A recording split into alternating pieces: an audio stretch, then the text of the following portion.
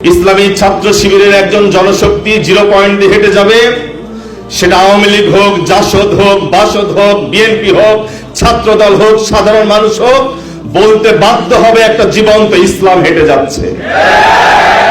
ইসলামী ছাত্র শিবির যদি এই তকমা উপহার হিসেবে নিতে পারে, একজন ছাত্র শিবিরের সাথে হেঁটে যাচ্ছে মানে জীবন্ত ইসলাম হেঁটে যাচ্ছে, জীবন্ত কোরআন হেঁটে যাচ্ছে, জীবন্ত আল হাদিস হেঁটে যাচ্ছে।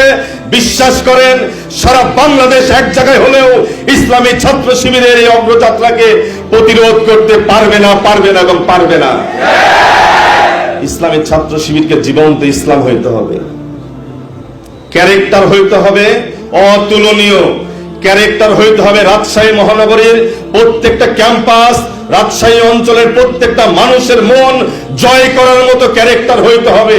শুধু মুখে বড় বড় কথা বললে হবে না। কবি বলছে না, আমাদের দেশে হবে সেই ছেলে কবে, কথায় না বড় হয়ে কাজে বড় হইতে হবে। যদি কাজে বড় হতে পারেন, আল্লাহ রাব্বুল আলামিন যেমন অনাকাঙ্ক্ষিত ভাবে অপ্রত্যাশিত ভাবে বিপ্লব দিয়েছে, আপনি হয়তো মনে করছেন আমার প্রস্তুতি নেই, বাংলাদেশের প্রত্যেকটা সেক্টরে এখন পর্যন্ত ইসলামিস্ট ব্যক্তি তৈরি হয়নি।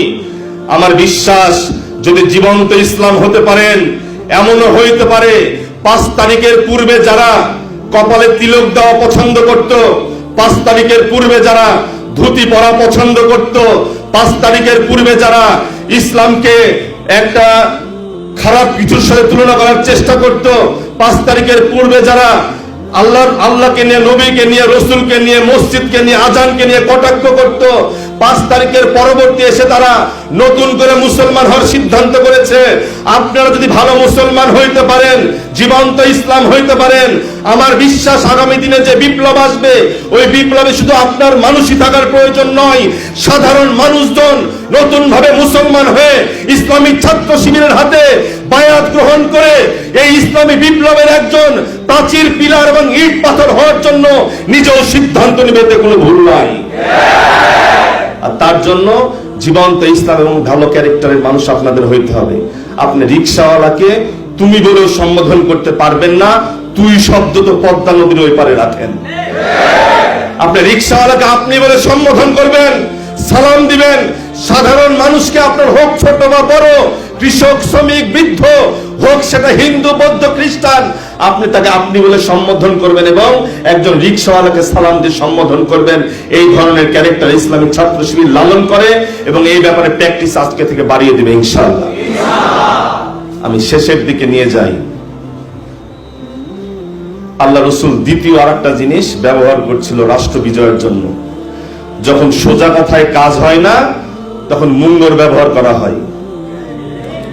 আল্লাহ রসুল সুযোগ দিয়েছিলেন, সুযোগ অসংখ্যবার দিয়েছিলেন।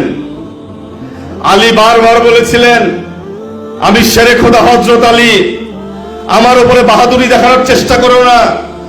যখন আলীকে চ্যালেঞ্জ তুলেছিল, তখন আলী দুর্গের কপাট পর্যন্ত হাতে চেড়ে তুলে নিয়েছিল।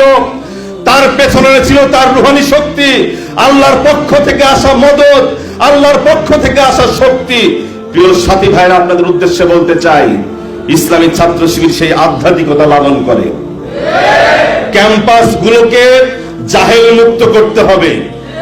আমি জানি না সেগুলো কোন দলের, আমি জানি না সেগুলো কোন মতের, আমি জানি না তারা 3 বার রাষ্ট্র ক্ষমতায় ছিল কিনা, আমি জানি না তারা 4 বার রাষ্ট্র ক্ষমতায় ছিল কিনা, কিন্তু আমি জানি তারা ওই ক্যাম্পাসের জন্য আবর্জনা, আমি জানি ওই ক্যাম্পাসে তারা ফেন্সিডিলের ব্যবস্থা করে, আমি জানি ওই ক্যাম্পাসে তারা গাঁজার ব্যবসা করে, আমি জানি ওই ক্যাম্পাসে তারা সন্ত্রাস ছড়ানোর চেষ্টা করে। ইসলামিক ছাত্র শিবিরের বুকে রক্ত থাকা পর্যন্ত এই গাঁজা ব্যবসায়ী, এই ধর্ষকদের, এই ফেন্সি ব্যবসায়ী, রাজনৈতিক দল তার যে পরিচয় হোক না কেন, ইসলামিক ছাত্র শিবির তার মূলোৎপাটন করে ছাড়বে ইনশাআল্লাহ। তার জন্য কোন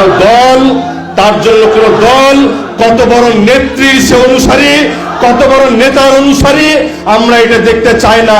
রাজশাহীর প্রত্যেকটা ক্যাম্পাস পাপ মুক্ত, অপরাধ মুক্ত, সন্ত্রাস মুক্ত করার জন্য এক একটা ওমর, এক একটা আলী হিসেবে ভূমিকা রাখবে ইসলামী ছাত্র শিবিরের সাথী ভাইরা।